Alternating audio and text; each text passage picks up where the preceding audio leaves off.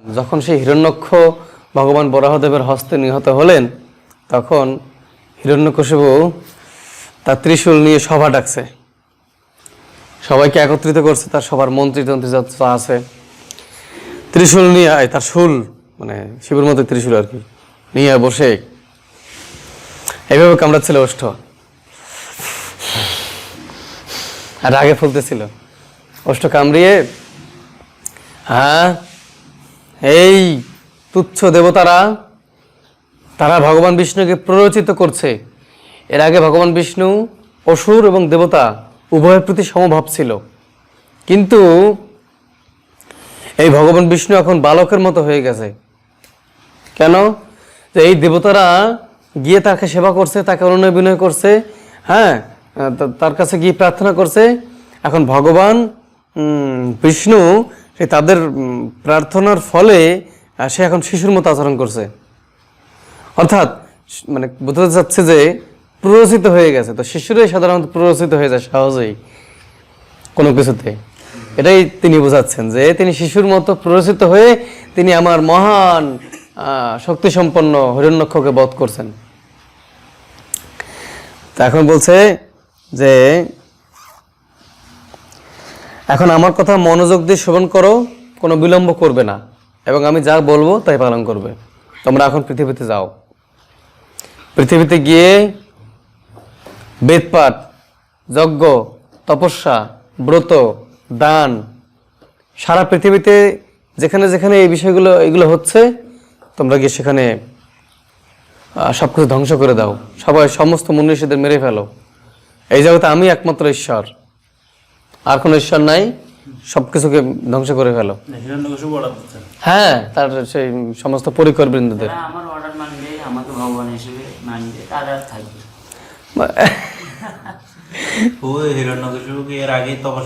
না না না, তপস্যার কথা এখন আসেনি, এখন তপস্যা আসেনি, আসবো।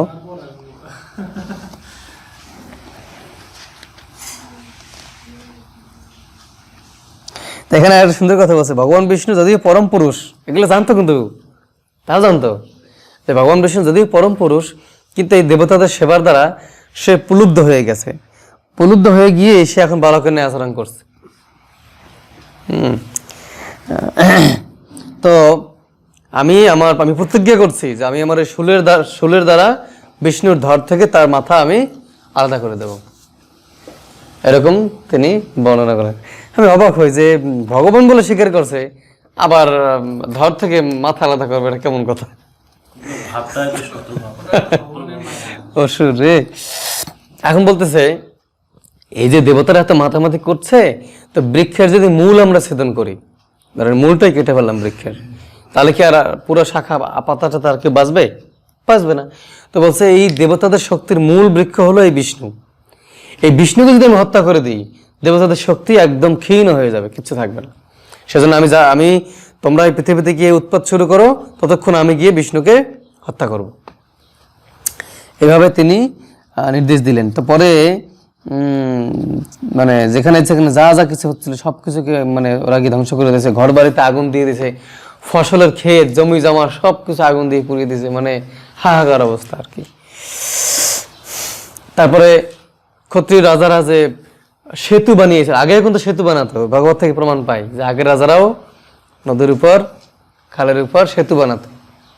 বলা আছে সেতু, প্রাচীর, পরদ্বার সব কিছু ভেঙে ফেলছে, আর মানে রাজপথ টাজপথ যা কিছু সব কিছু ভেঙে ফেলছে, যাতে তারা যোগাযোগ করতে না পারে। তারপরে যতগুলো বৃক্ষ ছিল, আম বৃক্ষ, কাঁঠাল বৃক্ষ, মানে যত মিষ্টি মিষ্টি ফলের ভালো ভালো ফলের বৃক্ষ ছিল, সেগুলো কুঠো দিয়ে সব কেটে ফেলছে, যাতে তারা আর এই ফল টল না খেতে পারে, বা ভগবান বা দেবতাদের না দিতে পারে।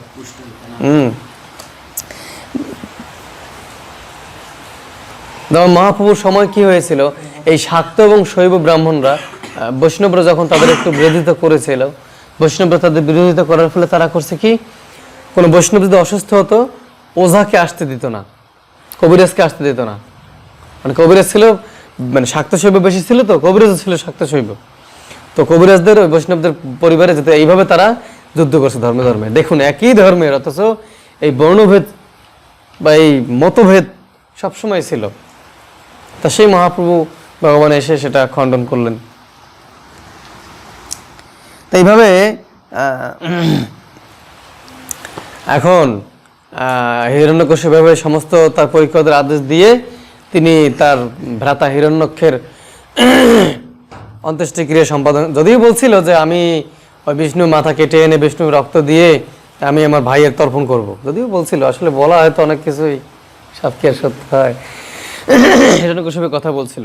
পরে উনি সবাইকে উপদেশ দিয়ে হিরণ্যক্ষের মৃত্যুর পরে, মানে তার আর কি মৃত্যু তাকে হয়েছে, অন্ত্যেষ্টিক্রিয়া করলেন।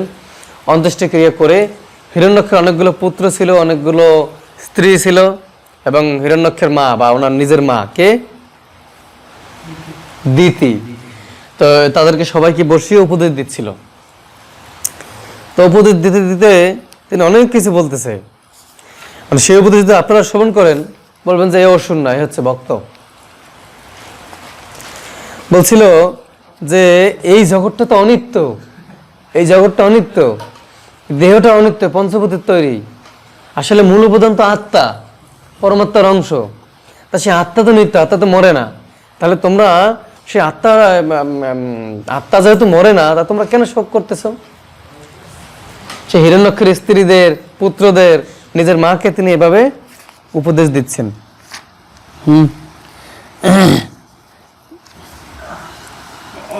বলছে শত্রুর সম্মুখে বীরের মৃত্যু অত্যন্ত প্রশংসনীয় এবং বাঞ্ছনীয়।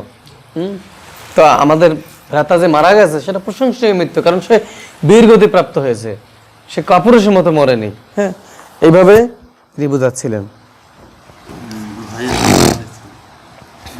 ভাই হত্যা হয়েছে, তার সম্ভাবনা হচ্ছে। হ্যাঁ, এবং সে বলতেছে আরো, তো সব জানে, আয় ভগবান, আমি তো অবাক হয়ে যাই। বলছে জীবাত্মার কোনো মৃত্যু নেই, সে অব্যয়, অক্ষর, হ্যাঁ, সে নিত্য। বলছে জড়কলস থেকে মুক্ত হওয়ার পরে সে তার কর্মফলের বিপাকে জড় জগতেও থাকতে পারে বা সিম্ব জগতেও যেতে পারে, তাও জানে। তো সে সর্বতঃ জড়জগৎ থেকে ভিন্ন এই আত্মা। সে যে ভগবান, মানে ভগবানের যে পার্শ্ব, ভগবানের বিশেষ কেউ, লীলা করার জন্য। হ্যাঁ, এটা বোঝা যাচ্ছে, এটা তো বোঝা যাবেই। হ্যাঁ, এই লালপুর একটু যেটা বললো সেটাই। এখন বলছে কি, বলছে আত্মা হচ্ছে পূর্ণ জ্ঞানময়, পূর্ণ আনন্দময় এবং সর্বতঃ সে জড়দেহ থেকে ভিন্ন, কিন্তু তার ক্ষুদ্র স্বাধীনতার অপব্যবহার করার ফলে, এগুলোও জানে, অপব্যবহার করার ফলে জড় প্রকৃতি সৃষ্ট সূক্ষ্ম এবং স্থূল শরীর ধারণ করতে বাধ্য হয় এবং তথাকথিত সুখ ভোগ করে। তাই এই জড়দেহ যদি আত্মা ত্যাগ করেও তোমাদের শোক করা উচিত নয়, আত্মা নিত্য, সমস্যা কি? এইভাবে বোঝাতে বোঝাতে তিনি একটা উদাহরণ দিলেন। কি উদাহরণ?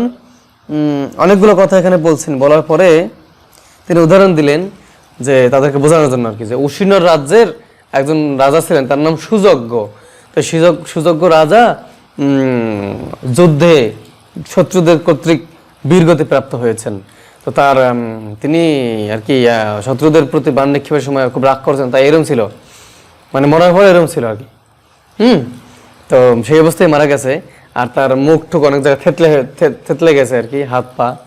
তো তার অনেকগুলো স্ত্রী ছিল, তারা এসে কান্নাকাটি করতেছে, বলছে স্বামী আপনি যেখানে চলে গেছেন আমাদেরকেও নিয়ে যান, আমরা আপনার সঙ্গী নেই, তো আমাদেরকে ছেড়ে কেন গেছেন? তারা প্রচন্ড কান্না শুরু করছে। তো তাদের এই কান্নার শব্দ যমরাজ স্বয়ং শুনতে পেরেছিলেন। তাই যমরাজ শুনতে পেরে তিনি স্বয়ং তাদেরকে উপদেশ দেওয়ার জন্য আসলেন, একটা বালক রূপ ধারণ করে। তো বালক রূপ ধারণ করে আসলেন, এসে সেই বালক বলতেছে, মানে খুব সুন্দর সুন্দর কথা বলতেছে একদম, যে কি আশ্চর্য, কি আশ্চর্যের বিষয় যে যে বিষয় শোক করা উচিত নয় তারা এখানে বসে বসে সেই বিষয়ে শোক করতেছে। বলছে আচ্ছা আপনারা কার জন্য কান্না করতেছেন? আপনার স্বামীর দেহ তো এখনো এখানে আছে, তো এই স্বামীর ভিতরে যে আত্মা ছিল তাকে তো আপনারা কখনো দেখেননি। তো সেই আত্মাটা শুধুমাত্র চলে গেছে, কিন্তু সে যাকে আপনারা ভালোবাসছেন সে তো এখানেই পড়ে আছে। তো আপনারা ভালোবাসুন, কান্নাকাটি করতেছেন কেন? আত্মা তো আপনি দেখেননি, যাকে দেখেননি তার জন্য কিসের শোক?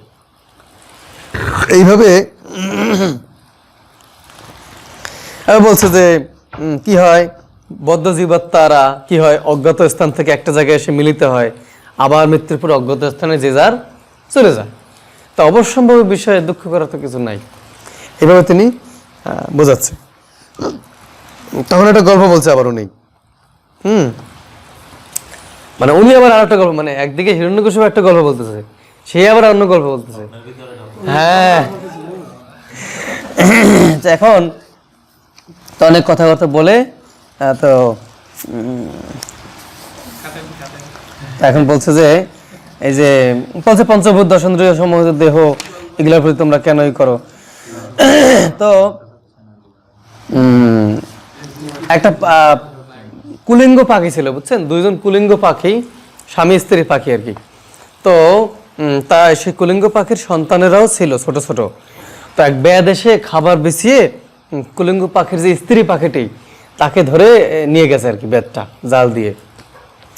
তখন ওই পুরুষ পাখিটা কান্নাকাটি করতেছে, হায় ভগবান, তুমি এ কি করলে, আমার শরীরের অর্ধেকাংশ তুমি নিয়ে গেলে, আমাকে কেন নিলে না?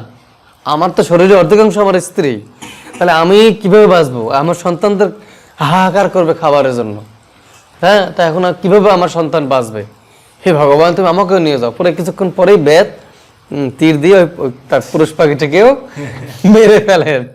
তো সেই কুলিঙ্গ পাখি মেরে ফেলার সেই উদাহরণ যমরাজ বলার পরে সেই সুযোগ্যের যে স্ত্রীরা ছিলেন তারা সবাই মোটামুটি একটু শান্ত হলেন। তো এইভাবেই মানে ভয় বলতে মানে বোঝাচ্ছে আর কি যে এভাবে অনিত্য দেহ সুখ। তো বোঝানোর ফলে সেই হিরণ্যকশিপুর যে ভ্রাতুষ্পুত্র, ভ্রাতৃবধূ, তার মাতা সবাই মোটামুটি একটু শান্ত হলেন। বোঝা গেল? শান্ত হয়ে তখন তিনি চলে গেলেন ইসে সাধনা চলে গেলেন। সেটা হচ্ছে পর্বত, মন্দর পর্বতের উপত্যকায়, মন্দর পর্বতে গিয়ে তিনি সাধনায় বসলেন আর কি। এবং তিনি পায়ের আঙ্গুলের উপর দাঁড়িয়ে, আপনারা জানেন সবাই সেই সিস্টেমটা কিভাবে হয়, এইভাবে দিয়ে, এবং তিনি খালি এই দিকে চোখ না, মাথাটা আকাশের দিকে তাকিয়ে এইভাবে তপস্যা করতেছেন। কত কঠিন চিন্তা করতে পারেন? তো এইভাবে সে অনিমা, লঘিমা, এই যে মানে যত প্রকার যোগ সিদ্ধি আছে সবগুলো তিনি প্রাপ্ত হতে চাইলেন, এবং তিনি ব্রহ্মাণ্ডের একচ্ছত্র অধিপতি হতে চেয়েছিলেন। তো এইভাবে তিনি সাধনা যখন করলেন, হ্যাঁ, মন্দর পর্বতের উপত্যকা। এখন ভালো কথা, তপস্যা করতে বসছে, এখন তার মস্তক থেকে অগ্নি উঠলো। সে অগ্নি উঠে, ইন্দ্র তো আবার কি, ইন্দ্র তো মানে সেই সুন্দর নিত্য নিত্য রস কি, আমরা তো জানি এটা না, ইন্দ্র তো সবসময় কি উর্বশী, তারপর অন্যান্য অপ্সরাদের নৃত্য দেখতে থাকে, সুন্দর দেখতে থাকে। সে নৃত্য দেখতেছিল, হ্যাঁ, আগুনে এসে লেগে গেল, কি করতে গেল, সুখটা গেল ভঙ্গ হয়ে। আসলে স্বর্গের সুখটা নিত্য নয়, তাই একমাত্র সুখ হচ্ছে গোবিন্দের চরণ। তো ইন্দ্র এবং ইন্দ্রাদি দেবতারা সবাই ব্রহ্মার কাছে গেলেন, গিয়ে বললেন, যে হে ব্রহ্মদেব, এই হিরণ্যকশিপু এর মানে এত শক্তি তপস্যার, তা আমরা সহ্য করতে পারছি না।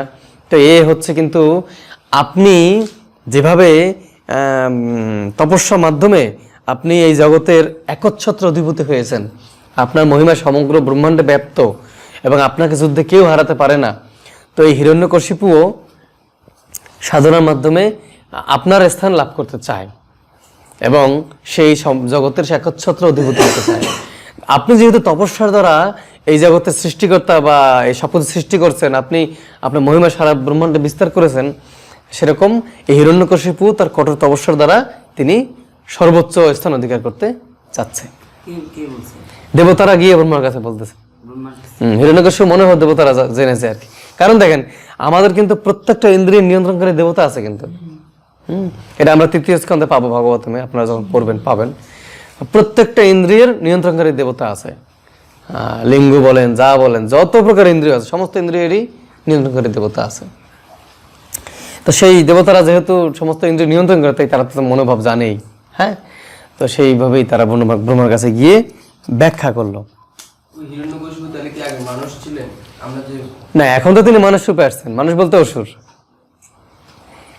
তিনি তো ভগবানের পার্শ্বদ। কালকে আমরা কি রচনা করছি, তিনি তো ভগবানের দ্বারের রক্ষক ছিল, পার্শ্বদ।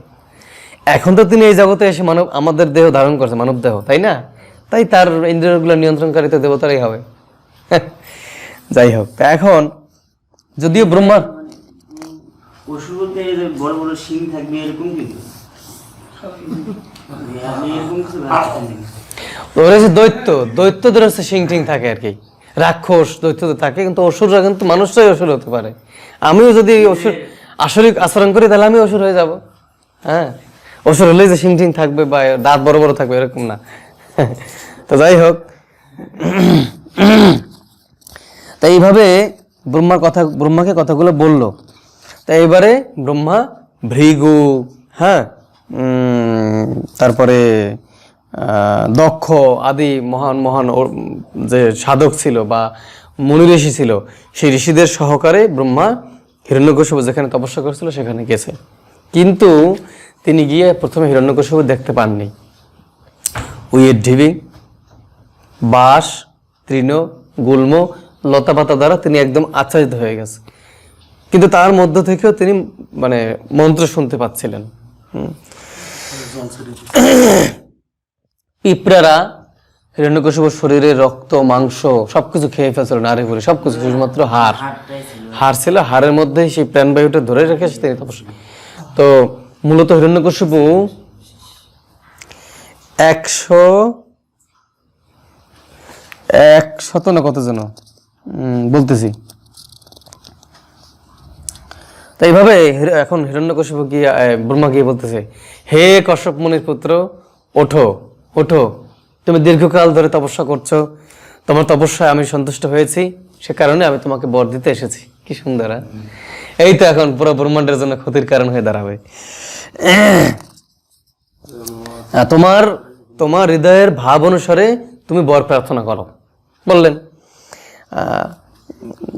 তোমার সহন শক্তি দর্শন করে আমি অত্যন্ত আশ্চর্য হয়েছি।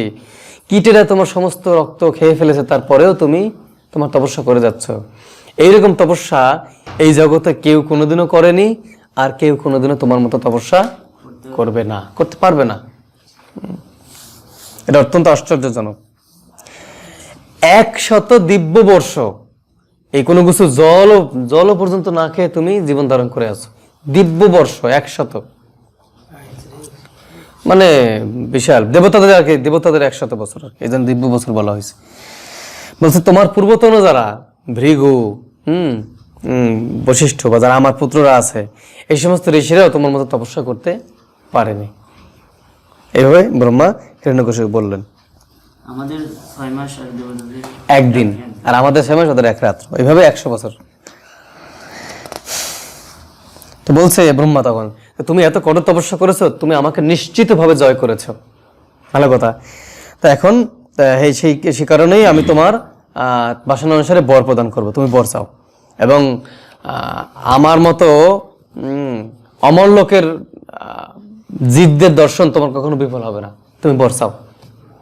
ব্রহ্মা বলছে অমর লোক কেন বলছে, কারণ সে তো 1000 চতুর্যুগ বেঁচে থাকে। সরি, 1000 চতুর্যুগ না, এই 1000 চতুর্যুগ ব্রহ্মার একদিন, 2000 হলে একদিন রাত্র। এইভাবে তিনি 100 বছর বাঁচেন ব্রহ্মা, এই হচ্ছে তার আয়ুষ্কাল। তো সেই দিক থেকে তাকে অমর বলা হয় আর কি, কারণ আমাদের তুলনায় তিনি অনেক, এজন্যই তিনি অমর। দেবতারাও তো আমাদের তুলনায়, দেবতারা যে বলছে না যে অমৃত খেয়ে অমর হয়েছে, তার মানে কি দেবতারা মরবে না? মরবে। 8000 যুগে হচ্ছে ব্রহ্মার হ্যাঁ, 8000 কেন, 4000 চতুর্যুগ মানে 4000, 4,32,00,000 আর কি, এই একদিন। এই কথাগুলো বলেই ব্রহ্মা তার কমণ্ডল থেকে জল ছিটিয়ে দিলেন। পরে মানে হিরণ্যকশিপু একদম কাঁচা সোনার মতো, তপ্ত কাঞ্চনা কাঁচা সোনার মতো তার দেহ সুন্দর হয়ে উঠলো, এবং বজ্রের মতো কঠোর হলো তার দেহ হিরণ্যকশিপু। এখন হিরণ্যকশিপু প্রার্থনা করতেছে, কি প্রার্থনা করতেছে শুনলে হাসি পাবে। হ্যাঁ ভগবান বানাই দিল। হ্যাঁ পুরা মানে কি এরকম আমাদের ভক্তরা ইভেন মানে অনেক পড়ালেখা করে যখন চাকরি টাকরি পায় তখন মুড পুরো চেঞ্জ হয়ে যায়। হ্যাঁ হ্যাঁ হ্যাঁ হ্যাঁ তপস্যা করি আমি তখন পাইয়ে গেলে কিন্তু তখন ঠিকই তখন অন্যরকম ভাব। হ্যাঁ হ্যাঁ এটা ঠিক, এটা হয়। এখন এবং তার পূর্ণ যৌবন ছিল তখন। তবে একটা জিনিস খেয়াল করছেন কি, যে এই যে 100 বছর তিনি তপস্যা করেছেন, দিব্যবর্ষ, তিনি কিন্তু কোনো স্ত্রীর সঙ্গ করেননি, অর্থাৎ পূর্ণ ব্রহ্মচর্য পালন করছেন। তাহলে আমরা এখন কিসে আছি? তপস্যায় আছি। তাহলে আমাদের কি কর্তব্য? পূর্ণ ব্রহ্মচর্য পালন কর্তব্য বিবাহের আগ পর্যন্ত এবং বিবাহের পরেও নিয়ম অনুযায়ী। তো এটা কিন্তু এখান থেকে বিশাল একটা শিক্ষা, যে যতদিন তিনি তপস্যা করেছেন ততদিন তিনি কোনো যৌন সঙ্গ করেননি। বিবাহিত স্ত্রী তো ছিল, করেননি। আর আমরা তো বিবাহ ছাড়াই করে ফেলি, এটাই তো সমস্যা আমাদের। এখান থেকে আমরা শিক্ষা নিতে পারি। এটা সত্য যুগ ছিল, এটা কলিযুগ। তপস্যার মধ্যে কি করা সম্ভব?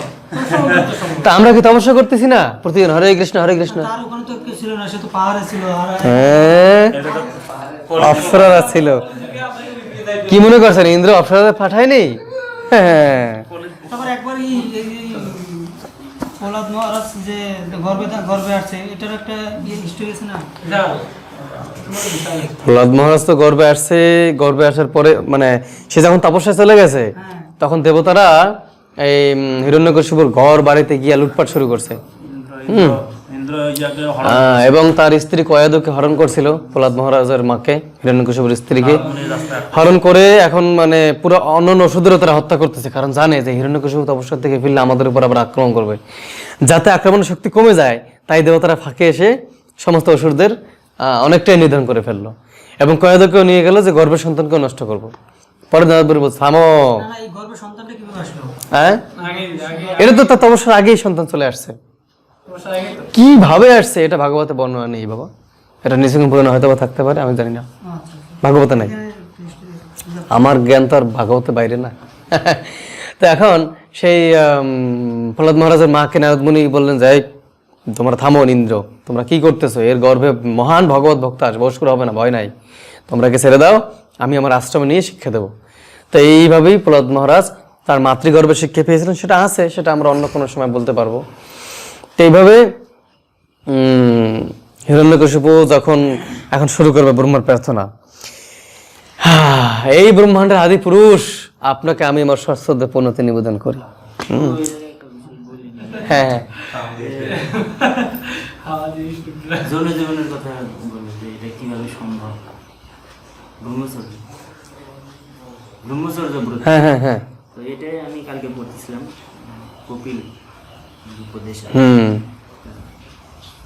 বলছে যে এই যৌন জীবন আমাদের যে কোনো ভাবে যারা ভগবত ভক্তির যাজন করতে চায় ত্যাগ করতেই হবে। অনিয়ন্ত্রিত যৌন জীবন যার মধ্যে আছে সে ভগবত ভক্তি লাভ করতে কোনোদিন লাভ করতে পারবে না, একবারে। কারণ আসলে এটা তো স্বাভাবিক বোঝার বিষয় না, কারণ আত্মার তো যৌন বাসনা নাই, এটা তো দেহের। তো আমরা এই দেহের চিন্তা থেকে যতদিন পর্যন্ত মুক্ত হবো ততদিন তো আত্মস্থিত হতে পারবো না আমরা, আর আত্মস্থিত না হলে তো আমরা ভগবানকে পাবো না। আত্মার গুণ আগে আমাদের প্রকাশ করতে হবে, আত্মার সচ্চিদানন্দ গুণ, তারপরেই না ভগবান।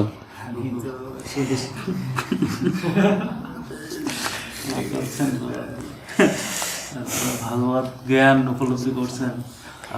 তো বলছে হে ভগবান, আপনার কৃপায় আপনার শক্তিতেই এই ব্রহ্মাণ্ড প্রকাশিত হয়েছে। মানে আসলে কি এই কিন্তু জানেন যে বিষ্ণু ভগবান, কিন্তু একটু প্যাম্পারিং করলে একটু বরটা পাওয়া যাবে, তো প্যাম্পারিং সহজে বেরিয়ে আসে, প্যাম্পারিং করতেছে। আপনি হচ্ছেন এই জড়জগতের সমস্ত জীবনের উৎস, সমস্ত জ্বরের উৎস। তাই আপনি সমস্ত জীবের প্রভু, নিয়ন্তা, ভোক্তা, সমস্ত যজ্ঞের ভোক্তা, আপনি সমস্ত বেদের জ্ঞাতব্য, আপনি সমস্ত বেদের জ্ঞানদাতা, আপনি প্রথম আচার্য, সবকিছু এভাবে তিনি ব্যাখ্যা করতেছেন। খুলে দিচ্ছেন। হ্যাঁ সমস্ত এই জগতে যত উপাদান, সৃষ্টির উপাদান, সবকিছুর উৎস আপনি, নিয়ন্তাও আপনি। এবং সমস্ত জীবের বাসনা, সেই বাসনার নিয়ন্তা হচ্ছেন আপনি। সুন্দর না? আচ্ছা, আরো শুনলে আপনারা অবাক হবেন। আপনি হচ্ছেন এই ব্রহ্মাণ্ড সংস্কৃতির প্রতিষ্ঠাতা, এবং সমস্ত দেব দেবতা, সমস্ত বিশ্ব চরাচর আপনাকেই সবসময় প্রণতি জ্ঞাপন করেন। একটু পরেই দেখবেন যে এই প্রার্থনার পরেই তার মনে মনে আবার অন্য চিন্তা আসবে একটু, মানে জাস্ট এগুলো হচ্ছে প্যাম্পারিং আর কি। হ্যাঁ, পরমাত্মা রূপে আপনি সমস্ত জীবের হৃদয়ে, হ্যাঁ, অন্তর্যামী, আপনি অনাদি, আপনি অনন্ত, আপনি সর্বজ্ঞ, এরকম প্রার্থনা করতেছে। হ্যাঁ, এবং আপনি স্থান এবং কালের সীমার অতীত। এভাবে হিরণ্যকশিপু ব্রহ্মাকে প্রার্থনা করতেন, হে প্রভু, আপনি এই জগতের কাল মুহূর্ত লব সবকিছু নিয়ন্ত্রণ করেন। মানে কাল মুহূর্ত লব মানে কি? ওই যে এক মুহূর্ত সমান কত মিনিট, এক কাল এক পল সমান কত মিনিট, এগুলো কিন্তু আমার কাছে লেখা আছে, একদিন লাগলে বলবো। অথচ এই কাল পরিবর্তন হয়, অথচ আপনি অপরিবর্তনীয়, আপনি অবিচল। আপনি কূটস্থ, সাক্ষী, পরম নিয়ন্তা, জন্মরহিত, আপনি সর্বব্যাপ্ত। হ্যাঁ, এবং সমস্ত জীবের কারণ, এবং আপনি নিয়ন্তা। বলছে আপনার থেকে পৃথক কিছুই নেই। সে উৎকৃষ্ট হোক বা নিকৃষ্ট হোক, স্থাপক বা জঙ্গম হোক, উপনিষদ, বৈদিক শাস্ত্র, সমস্ত শাস্ত্রে আপনারই গুণকীর্তন, গুণমহিমা কীর্তন করা হয়েছে। আপনি হিরণ্যগর্ভ, আপনি সমগ্র ব্রহ্মাণ্ডের আধার। হ্যাঁ, তা সত্ত্বেও নিয়ন্তা রূপে আপনি এই ত্রিগুণের অতীত।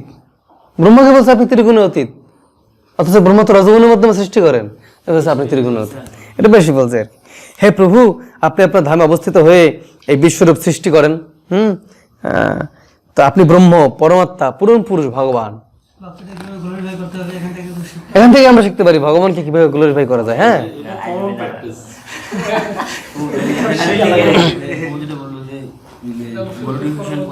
হ্যাঁ, যেমন হিরণ্যকশিপু যেটা করতেছে, আমাদের কিন্তু এরকম করা উচিত না।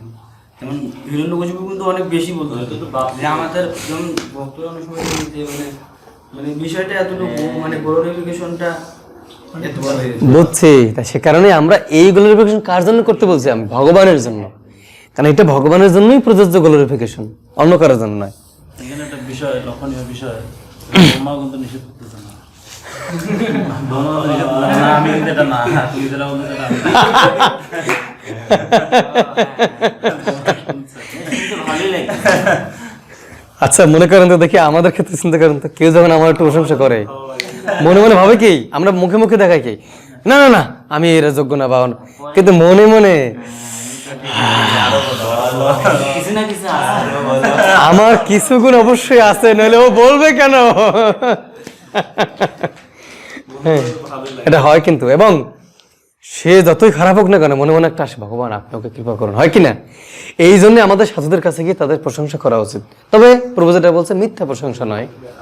এই জায়গায় ইম্পর্টেন্ট বিষয় কি করবো, আমরা তো ভক্তকে ভালো চাই না, তাহলে কেন আমি বাড়তি কিছু বলে তাকে ফল ডাউন, বাড়তি করে কিছু বলা উচিত ফল না। ডাউন হওয়ার কিন্তু সম্ভাবনা আছে। ও একটু অহংকার চলে আসবে। হ্যাঁ, হ্যাঁ, হ্যাঁ। ওর মাধ্যমে তবে যতটুকু সত্য ওইটুকু বলা উচিত।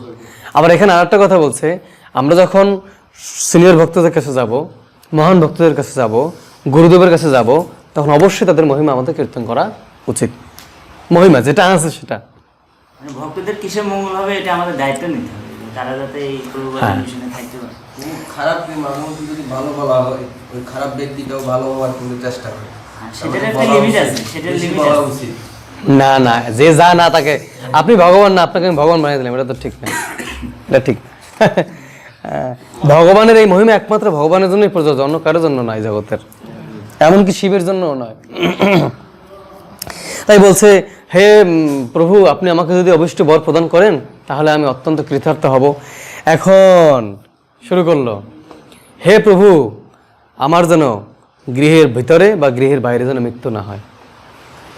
তার ভয় ছিল, কোনো দেবতা, কোনো অসুর, কোনো কিছু ছাড়া তো তার এমনি স্বাভাবিকভাবেই তো এই জগতে নিয়মে তার মৃত্যু আসবে। হ্যাঁ, সেজন্য বলছে গৃহের বাইরে বা গৃহের ভিতরে যেন মৃত্যু না হয়, আকাশে বা মাটিতে কোথাও যেন মৃত্যু না হয়। তারপর বলছে, না না অস্ত্রে না শস্ত্রে আমার যেন মৃত্যু না হয় না, এবং বলছে আপনার সৃষ্টি করা কোনো প্রাণী হাতে যেন আমার মৃত্যু না হয়, কারণ জানে যে ব্রহ্মাণ্ডে সবকিছু ভগবানের, ব্রহ্মার সৃষ্টি। এখন দেখেন আসল স্বরূপ প্রকাশ পাচ্ছে, না দিনে না রাতে। সেটা তো বলছে, হ্যাঁ, না দিনে না রাত্রে, সেটাও বলছে, এটাও বলছে। কিন্তু আর একটা কথা এখানে বলছে, আরো একটা কথা বলছে যে আপনার সৃষ্টি ছাড়াও যারা আছে, আপনি যাদেরকে সৃষ্টি করেননি, তাদের হাতেও যেন মৃত্যু না হয়। তাহলে এইখানেই ব্রহ্মাকে কিন্তু ভগবান স্বীকার করলো না, হ্যাঁ কারণ তিনি জানেন যে বিষ্ণু আর শিবকে ব্রহ্মা সৃষ্টি করেননি। আচ্ছা, যারা তাৎপর্য করছে এখানে, ব্রহ্মা এই জগতে সমস্ত প্রাণীদের সৃষ্টি করছে, কিন্তু শিব আর বিষ্ণুকে তো সৃষ্টি করেন নাই। তাই হিরণ্যকশিপু ভয় ছিল, আচ্ছা ব্রহ্মার হস্তে ব্রহ্মার সৃষ্টি করা কোনো, বলছে না মানুষ, না পশু, না দেবতা, না অসুর, না সর্প, কোনো কিছু প্রাণী অপ্রাণী, বলছে প্রাণী অপ্রাণী কারো দ্বারাই যেন মৃত্যু না হয়। ব্রহ্মা তো ঊর্ধ্বলোকের, তাদেরকে তো আর সৃষ্টি করে না। শুধু আমাদের ব্রহ্মাণ্ডের এরকম না, না না না, ঊর্ধ্বলোক সবকিছু, শুধুমাত্র বিষ্ণু আর শিববাদ আর সবাইকে ব্রহ্মা সৃষ্টি করছে। চিন্ময় লোকে চিন্মলোক কেন, এই ব্রহ্মাণ্ডের বাইরে তো হিরণ্যকশিপু চিন্তা করবে না। কিন্তু ব্রহ্মার কোনো হাত নেই। না না না, আর হিরণ্যকশিপু জানে যে ব্রহ্মাণ্ডের বাইরে থেকে কেউ আসবেও না আমাকে মারার জন্য, কারণ ভগবান বিষ্ণু তো ক্ষীরোদক সমুদ্রে আছেই, বুঝলেননি, বাইরে থেকে তো তার আসতে হচ্ছে না। এখন দেখেন এখানে চালাকিরা, ব্রহ্মা এতক্ষণ কি প্রার্থনা করলো যে আপনি ভগবান, আপনি নিয়ন্ত, আপনি কিছু, কিন্তু এখানে কি বলছে যে আপনার সৃষ্টির বাইরেও যেন কারো দ্বারা আমার মৃত্যু না হয়। তিনি এখানে ইঙ্গিত দিচ্ছেন যে শিব এবং বিষ্ণু তারা তো মানুষ রূপে নাও আসতে পারে, তারা তো ওখান থেকেই কিনা আমাকে মেরে ফেলে। এই ভয়ে তিনি বললেন যে আপনার সৃষ্টি ছাড়াও যেন আমাকে কেউ না মারতে পারে। ভাবলেন আচ্ছা ঠিক আছে, বিষ্ণু তো পশু রূপে না আসতে পারে, তো দূর থেকে সে তো তার সুদর্শন চক্র আমার কাছে পাঠিয়ে দিতে পারে। আচ্ছা, কোন অশ্ব আর শস্য দ্বারা যেন আমার মৃত্যু না হয়। এইভাবে প্রত্যেকটা শর্ত হিরণ্যকশিপু চাইলেন। আমি ব্রহ্মা বলতে চাই, হে পুত্র, যদিও এগুলো খুব দুর্লভ, তারপরেও তুমি এত কঠোর তপস্যা করেছো, তাই সেগুলো দুর্লভ হওয়া সত্ত্বেও আমি পূর্ণরূপে তোমাকে সেগুলো প্রদান করছি। গেল প্রদান টদান করে ব্রহ্মা সেখান থেকে প্রস্থান করলো। হ্যাঁ, ব্রহ্মা এখানে বলেনি যে তুমি যেগুলো বলছো আমি ভগবান, এখানে বলেনি, কিন্তু নারদ মুনিকে ব্রহ্মা বলছে দ্বিতীয় স্কন্ধে পাবেন যে হে নারদ, তুমি একটু বেশি বলেছো আমার সম্পর্কে। হ্যাঁ, নিয়ন্ত পরম পুরুষ হচ্ছেন ভগবান, এভাবে বিস্তারিত আছে, আপনারা পাবেন। ভালো কথা। ভগবানের এখন ভগবান খুঁজে খুঁজে বের করে কোন শর্তটা কয় নাই বা শর্তগুলো কিভাবে ভাঙা যায়, তো আসলে সব এই কারণেই তো বৃহৎ ভাগবতামৃতে যখন নারদমুনি গিয়ে ব্রহ্মাকে বললেন যে আপনি হচ্ছেন মহান ভক্ত, এই জগতের মধ্যে শ্রেষ্ঠ ভক্ত, ব্রহ্মা কান্নাকাটি শুরু করলেন, বলছেন নারদ তুমি এই কথা বলতে পারলে? আমি যদি ভগবানের ভক্ত হতাম তাহলে এই যে অসুরদের আমি বর দিয়েছি, আর ভগবানের এই জগতে এসে তাদেরকে হত্যা করতে হচ্ছে, আমার জন্য ভগবানের কষ্ট করতে হয়েছে, আমি আমার প্রভুকে কষ্ট দিয়েছি, আমি কেমনে তার ভক্ত হলাম? ব্রহ্মা ক্রন্দন করছে ওখানে। শ্রী সনাতন গোস্বামী পাদ লিখেছেন বৃহৎ ভাগবতামৃত, আপনারা শ্রীমদ্ ভাগবত শেষ হওয়ার পরে, চৈতন্য চরিতামৃত শেষ হওয়ার পরে ইচ্ছা হলে পড়বেন।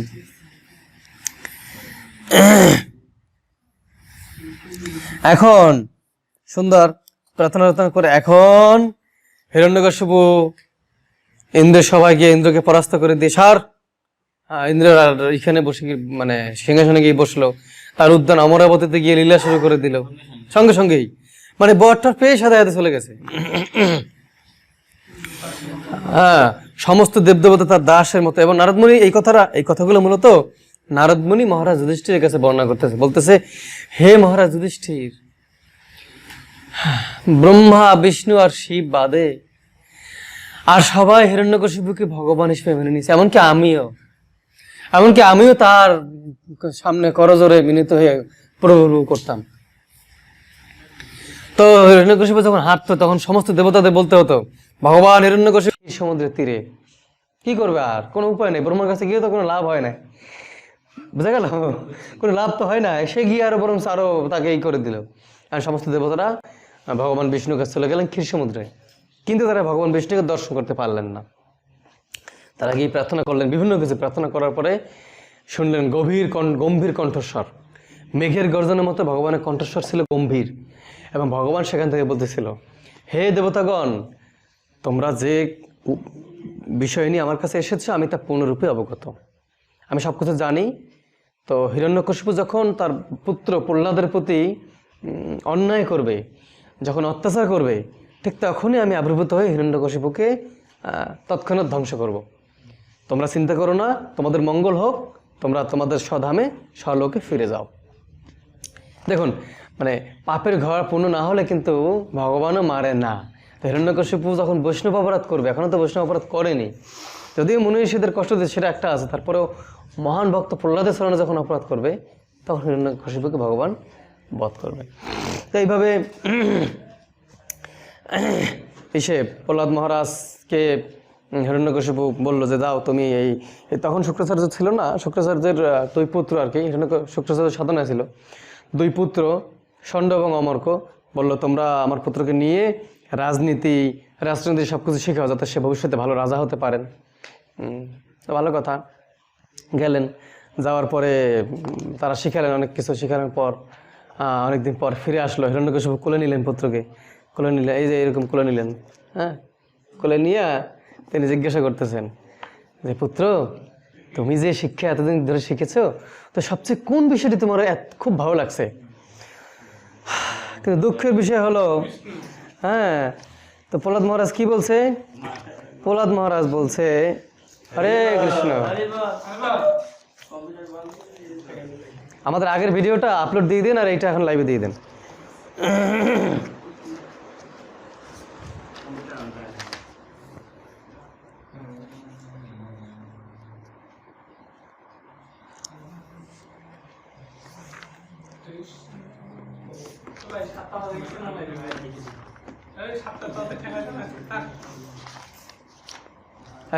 প্রসাদ নাই, চুপ, কথা বলে ছেলে।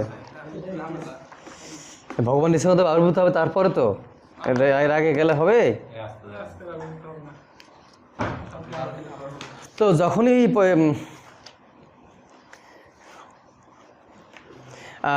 প্রহ্লাদ মহারাজ বললেন যে আসলে আমি শিখেছি যে ভগবানের চরণের প্রতি শুদ্ধ ভক্তি হচ্ছে এই জগতের মূল বিষয়, এই কথাটি প্রহ্লাদ মহারাজ বলছেন। তখন বলছে আহারে, বালকরা সাধারণত ভ্রষ্ট বুদ্ধি হয়ে থাকে, তুমি বালক এটা তুমি কথার দ্বারাই প্রমাণ করেছো, তুমি বালক বিদায়ী তুমি শত্রুর প্রশংসা করছো।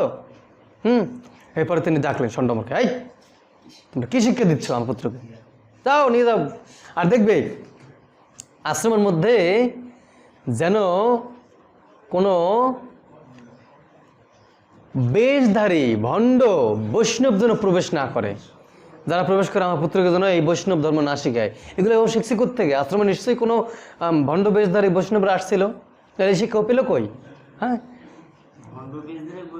মানে আশ্রমে ঢোকার জন্য তারা ছদ্মবেশে আসছে। তাই ভাগবত এই কথাটাই বলছে যে ভণ্ড বেশধারী বৈষ্ণব বেশধারী, মানে অন্য বেশধারী বৈষ্ণব আর কি, মানে অন্য বেশ ধরে আসছে। হ্যাঁ, তা এখন গুরু মহারাজ বলছিলেন যে বর্তমানেও অনেক স্কুল কলেজ বিশ্ববিদ্যালয় ইস্কনে ভক্তদের ঢুকতে দেয় না। না না না, ইস্কন ঢুকতে যাওয়া যাবে না, হ্যাঁ, কৃষ্ণ ভাবনামৃত করা যাবে না। প্রহ্লাদ মহারাজ বললেন যে এই বিষ্ণুর চরণে, হ্যাঁ, ভক্তি একমাত্র শুদ্ধ ভক্তি আমাদের এই জগতের একমাত্র কাজ, তিনি নিয়ন্তা।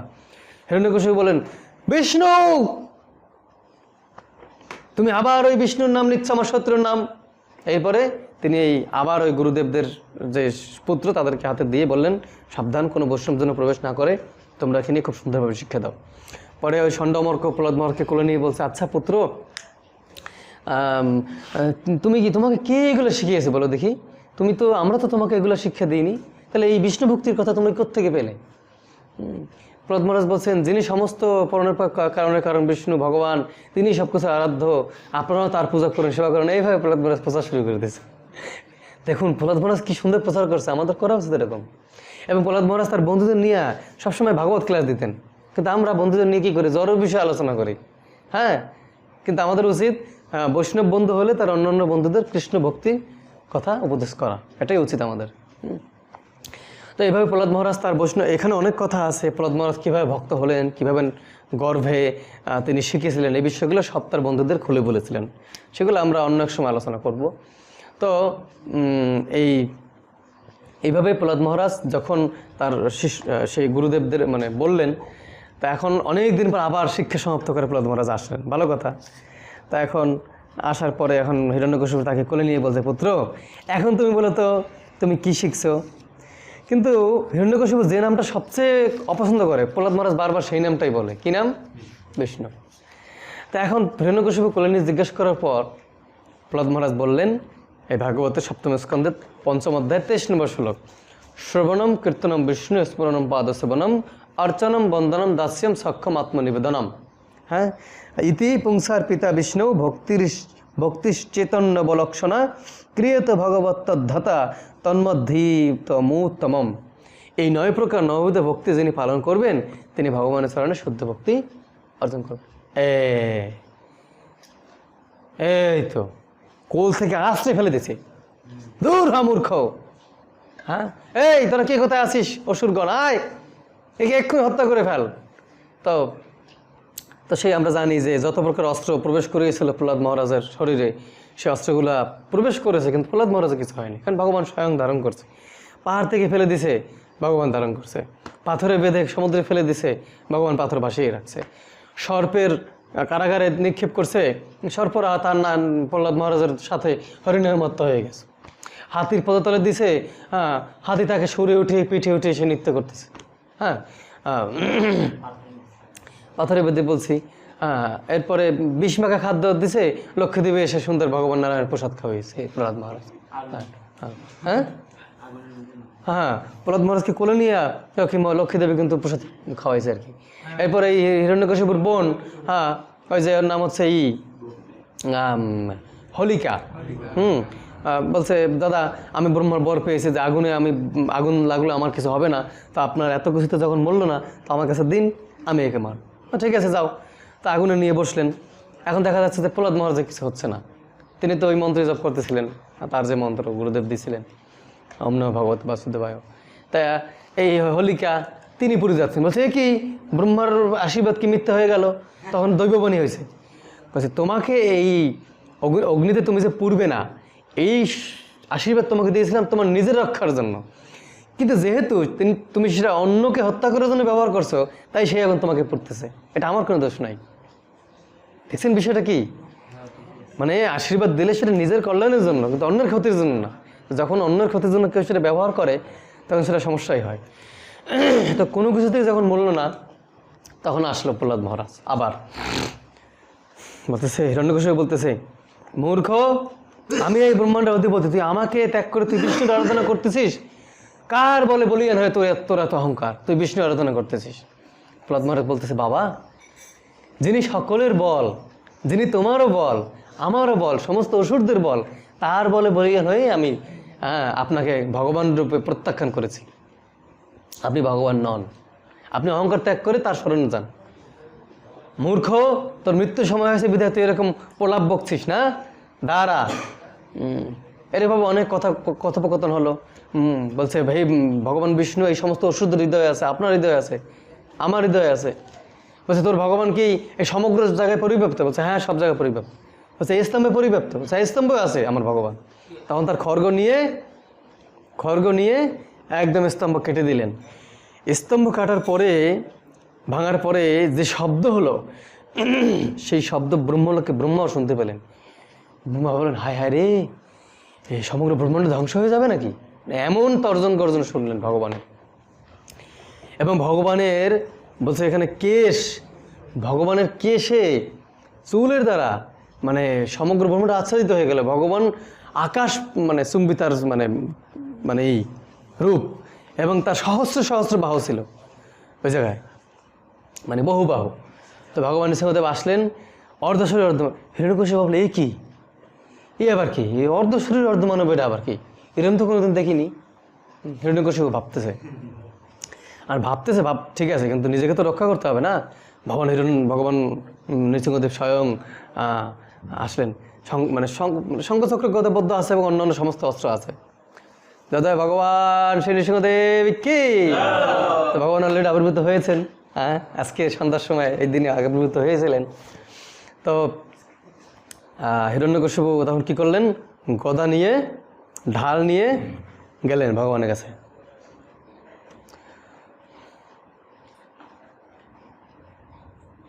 তো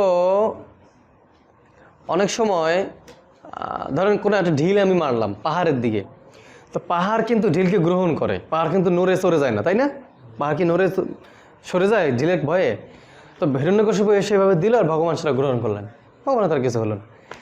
তো ভগবান তাকে ধরে একটা দিছে আবার, আচ্ছা মানে আচারের মধ্যে দিছে, তিনি আবার ইহুটি হিসেবে আবার আসছে। তো অনেক সময় কি হয় দেখবেন, বিড়াল যখন ইঁদুরকে ধরে, তো ইঁদুরকে ধরে কামড় দেয়, কামড় টামড় দিয়ে আবার একটু ছেড়ে পা এভাবে পা দিয়ে একটু নাড়ায় দেখবেন বিড়াল, আবার একটু পা দিয়ে নাড়ায়, তখন ইঁদুর আবার একটু ধরে আবার একটু খপ করে ধরে। তো আবার দেখবেন ওই, আপনারা তো এটা দেখি না, আমরা এটা বলছি এখানে, আমি আমার জীবনে অনেক আমি না অনেক দেখছি এটা আমরা। তো বলছে এখানে যে উদাহরণটা দিছে, ফ্যানটা চালাই দেন, ওই যে গরুর পক্ষী যেরকম সর্প ধরে, সর্পকে মাঝে মাঝে যেতে একটু সুযোগ দেয় গরুর, সেরকম ভগবানও হিরণ্যকশিপুকে একটু ছেড়ে দিছে। তখন সমগ্র দেবতারা খুব অসন্তুষ্ট হলো, ভগবান কেন ছাড়লো এই অসুরকে, হায় রে এ তো মরবে না তাহলে। কিন্তু ভগবান একটু ছাড়লো, অসুর ভাবলো, ও হিরণ্যকশিপু ভাবলো নিশ্চয়ই ভগবান বিষ্ণু ভয় পেয়েছে, তাই সে আরও তোড়জোড় সহকারে গদা নিয়ে আবার আসলো। ভগবান তখন তাকে ধরে একদম মানে অস্ত্র টস্ত্র ফেলে দিয়ে ভগবানের উরুর উপর বসালো, এবং সেটা হিরণ্যকশিপুর গৃহের চৌকাটে বসলেন। হ্যাঁ, তো চৌকাটে বসে ভগবানের নখ দিয়ে হিরণ্যকশিপুর বক্ষ পুরো পেট একদম বিদীর্ণ করে সেখান থেকে নারী বের করে, নারী মানে অন্ত্র বের করে ভগবান তার গলায় মালা হিসেবে পড়লেন আর কি। ঠিক আছে, আচার্যরা অনেক সময় ব্যাখ্যা করেন যে ভগবান এই অন্ত্র কেন তার গলায় পেঁচালেন, তো অপবিত্র অসুর, আসলে তো সে শুদ্ধ ভক্ত। মানে এই যে হিরণ্যকশিপুর ভিতর থেকেই তো শুদ্ধ ভক্ত প্রহ্লাদ মহারাজ আসলেন, তাই না? এত বড় অসুরের ভিতর থেকে তো একজন শুদ্ধ ভক্ত আসছে, তাই ভগবান আদর করতেছে, মানে সম্মান করতেছে যে এত বড় অসুরের থেকে এত বড় শুদ্ধ ভক্ত আসলেন, সেই শুদ্ধ ভক্তের মূলত সম্মান করতেছে এখানে। এবং অন্য অন্য সমস্ত অসুররা আসছিল ভগবানের সাথে যুদ্ধ করতে, ভগবান এক নিমিষেই সব মানে করে দিলেন, মানে ধূলিসাৎ করে দিলেন অসুরদের। এইভাবে সময়টা ছিল গোধূলি, কেন? কারণ এই জন্যই তো আমরা গোধূলি পর্যন্ত উপবাস থাকবো। হিরণ্যকশিপু বলছে না দিনে না রাতে কোনো সময় যেন মৃত্যু না হয়, তাহলে ভগবানের এই আশীর্বাদটা তো খণ্ডন করতে হবে না, তাহলে গোধূলি লগ্ন তো দিনও না রাত্রেও না, পুরোপুরি সন্ধ্যাও না পুরোপুরি দিনও না, রাইট? তাই সেটা হচ্ছে গোধূলি লগ্ন। তাহলে ব্রহ্মার বড় কিন্তু অক্ষুণ্ণ থাকলো, ভগবান ভাঙলো না, না মানুষ না পশু, তাই সে পশু এবং মানুষ দুই রূপ ধারণ করছে। তারপরে বলছে না অস্ত্র না শস্ত্র, কোনো কিছু দিয়ে যেন মৃত্যু না হয়, তাহলে ভগবানের নখ অস্ত্রও না শস্ত্রও না, ঠিক আছে, নখ। তারপর বলছে না ঘরে না বাইরে, তো চৌকাঠের উপর বসছিল ভগবান, ঘরও না বাইরেও না। চৌকাঠ কি ঘর বাইরে কোনটা? এই যে দরজাটা এখানে, এটা ঘরও না বাইরেও না কিন্তু, ঠিক আছে, বোঝা গেল? এরপরে বলছে না আকাশে না মাটিতে, মানে শূন্যেও না মাটিতেও না, কেউ মারতে পারবে না। কিন্তু ভগবান তাকে কোথায় মারছিল? উরুর উপরে রেখে, না মাটিতে না শূন্যে, বোঝা গেল? এরপরে আরও যে সে চেয়েছিল যে হে ব্রহ্মা আপনার সৃষ্টির মধ্যে কেউ যেন আমাকে না মারে। হ্যাঁ, তাহলে ভগবান বিষ্ণু তো ব্রহ্মার সৃষ্টি না, আবার বলছিল আপনার সৃষ্টি ছাড়াও মানে শিব এবং বিষ্ণু যেন আমাকে না মারে। কিন্তু ভগবান বিষ্ণু বিষ্ণুরূপে আসেন নাই, তিনি অর্ধ পশু অর্ধ নৃসিংহরূপে আসছেন, তাই এখন তিনি বিষ্ণু নাই, এই যুক্তিও সার্ভ হয়ে গেল এই আশীর্বাদে। মানে প্রত্যেকটা যুক্তি প্রত্যেকটাই ভগবান বিষ্ণু এখানে পালন করলেন।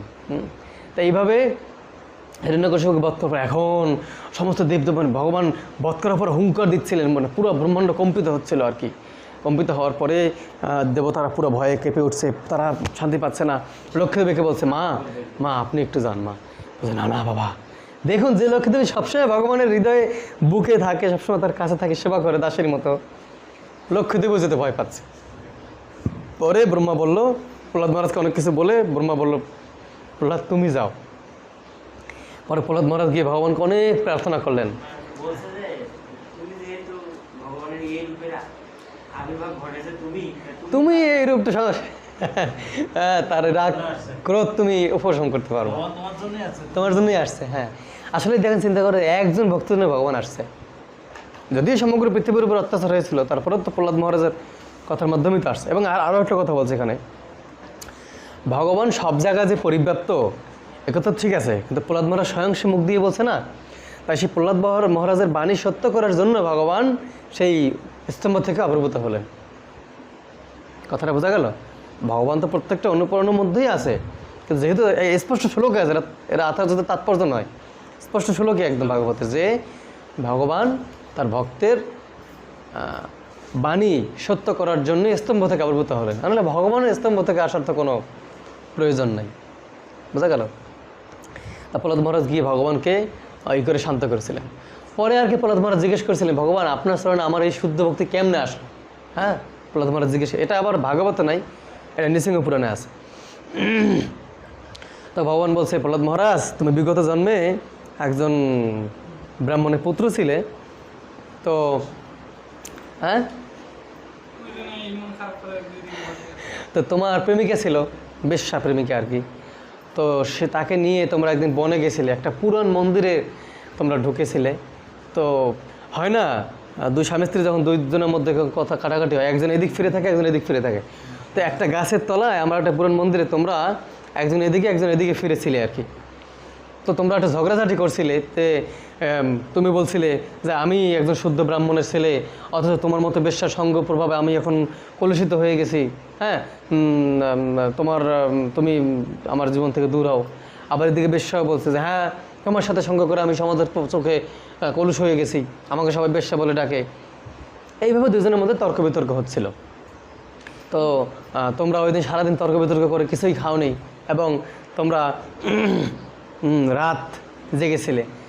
রাত জেগে তুমি প্রার্থনা করছিলে, হে ভগবান আমাকে এইখান থেকে এই কলুষময় জীবন থেকে মুক্ত করুন, রক্ষা করুন, এরকম তুমি প্রার্থনা করেছিলে। এবং সেই তোমার প্রেমিকা সেও প্রার্থনা করছিল, হে ভগবান আমাকে এখান থেকে মুক্ত করো তুমি। হ্যাঁ, তো এইভাবে তোমরা আমার কাছে প্রার্থনা করেছিলে।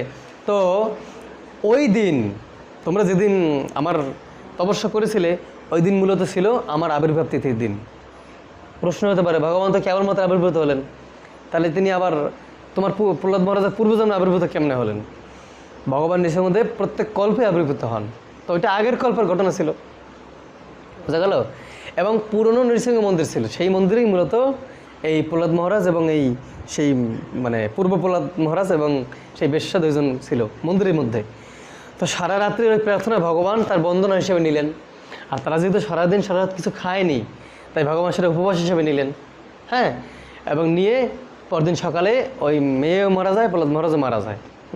ওই মেয়ে মারা গিয়ে সে স্বর্গের অপ্সরা হয়, আর সেই প্রহ্লাদ মহারাজ হয়। নামটা মুখস্থ নাই। তো এইভাবে প্রহ্লাদ মহারাজ, ভগবান বলছে, হে প্রহ্লাদ, যেহেতু তুমি আমার দিনে উপবাস করেছিলে, সেজন্য তুমি আমার এই শুদ্ধ ভক্ত হতে পেরেছ। তাহলে এখন আমরা যদি এই ভগবান নৃসিংহদেবের উপবাস সঠিকভাবে পালন করি, তাহলে আমরাও কী হতে পারবো? শুদ্ধ ভক্ত হতে পারবো। তো আমরা আজকে করজোরে প্রার্থনা করবো ভগবানের কাছে যে হে ভগবান নৃসিংহদেব, এই আচ্ছা একটা কথা কি চিন্তা করছেন, কালকে কীরকম গরম ছিল, আর আজকে দেখেন তো সকালেই ভগবান কী করে দিছে। তা আমাদের উপবাস থাকতে আমি দেখছি প্রত্যেকটা বছর, আমি দেখলাম এটা, যেদিনই নৃসিংহ চতুর্দশী ওই দিনই বিষ্ণু আমি, এটা নৃসিংহদেবের অশেষ কৃপা আমি দেখছি সত্যি। কারণ এই বৈশাখ মাসে এত প্রখর রৌদ্রে উপবাস থাকাটা অত সহজ কথা নয়। তো এই জন্যই কিন্তু ভগবান নৃসিংহদেব এই কৃপা করলেন আমাদের উপর।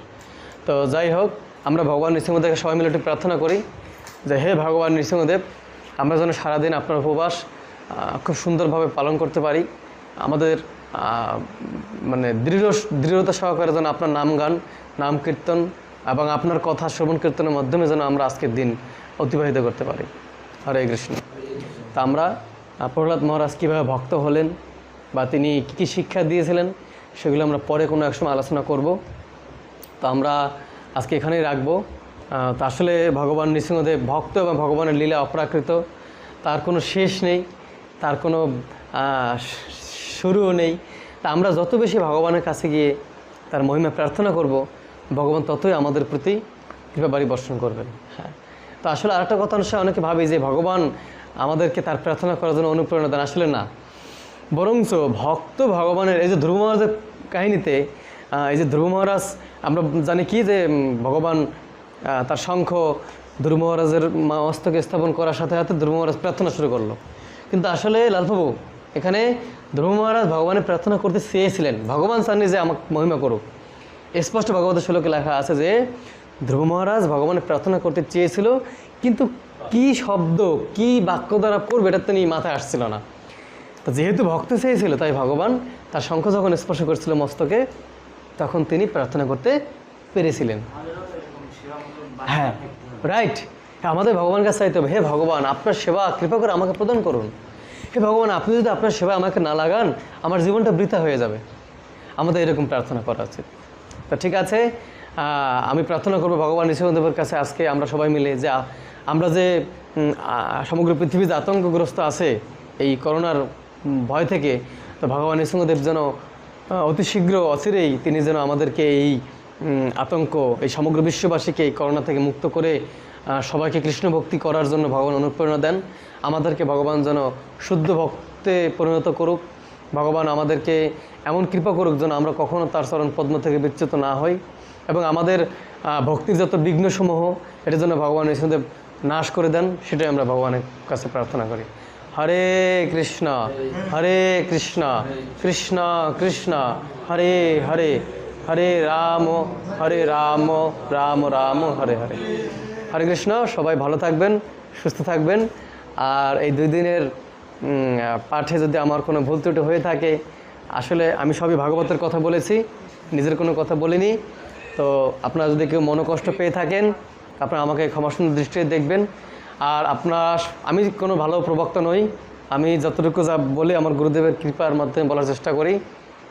তো আপনারা কৃপা করবেন যেন আমি আমার গুরুদেবের সেবক হতে পারি এবং গুরুদেবের প্রদত্ত 4টা নিয়ম 16 মালা জপ সঠিকভাবে করে আমি যেন শুদ্ধ ভক্তি লাভ করতে পারি।